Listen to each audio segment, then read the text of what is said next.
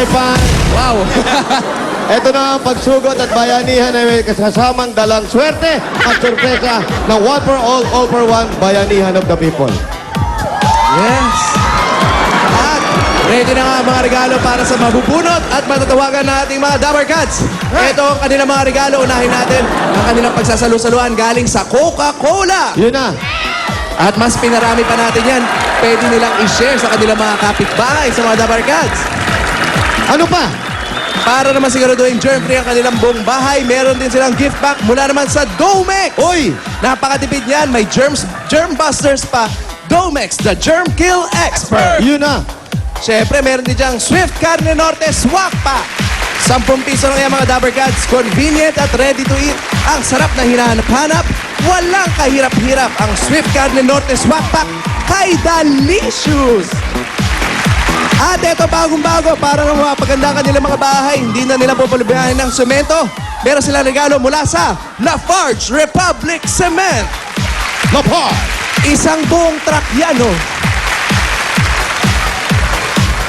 Isang buong truck ng semento Naku. galing sa Lafarge Republic Cement. Kahit mukha ko, pwede sementohan yan. Pwede. Okay ka na pare! Ito naman ang regalo ko. Galing sa Bear Brand Busog-Lusog Family Cereal Drink. Ang nakakabusog at nakakalusog na cereal drink. Masarap na. Masustansya pa.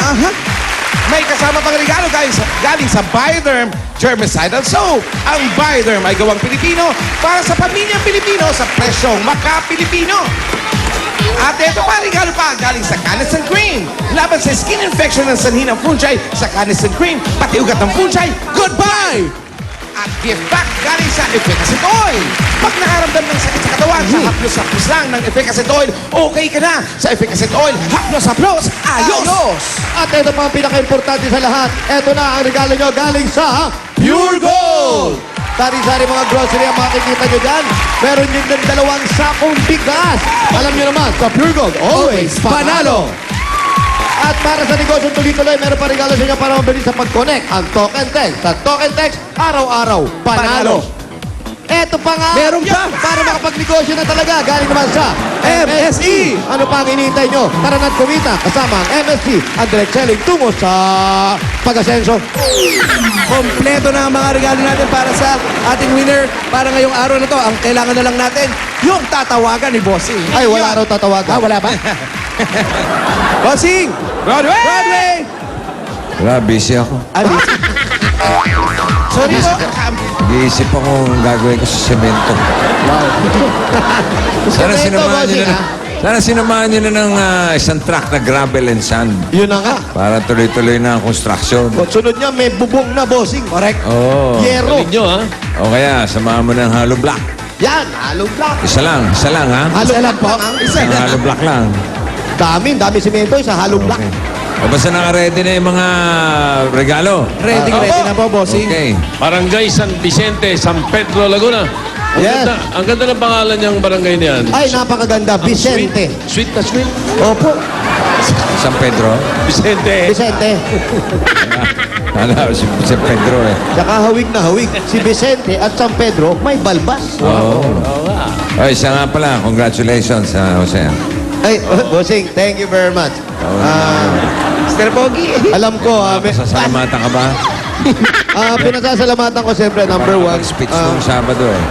Thank you sa lahat ng fans. And of course, May May kisa may may masama akong balita. Oy. po, May masama akong balita, Jose. ano po? May nag-file ng protesta sa Comelec. Ano?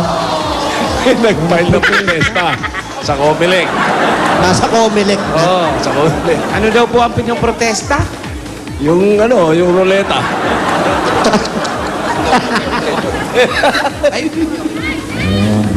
Bossing! Oy. Sa congrats ha. Ay, salamat po. Nagdala nun si Boy Katawan eh. Yun po, ang akala niyo kasi siguro, ang kalabang ko, si Boy Katawan, saka si Tito Jimmy, kaya nanalo ko. Yung isa, overage, eto. Ayan, oh. Notok. Tingnan mo. Ha? Wow, nagwe-wet lips. Umaakap pa sa akin yan. Ano sabi sa'yo? Bossing, umaakap pa yan. Ano sabi? Kuya Jose, salamat sa pagtulong. Wow! At hindi lang yun. Ano pa? Kaya raw tumataas ang rating natin sa Bicol dahil sa kanya. Eh, paano na si Kalbo?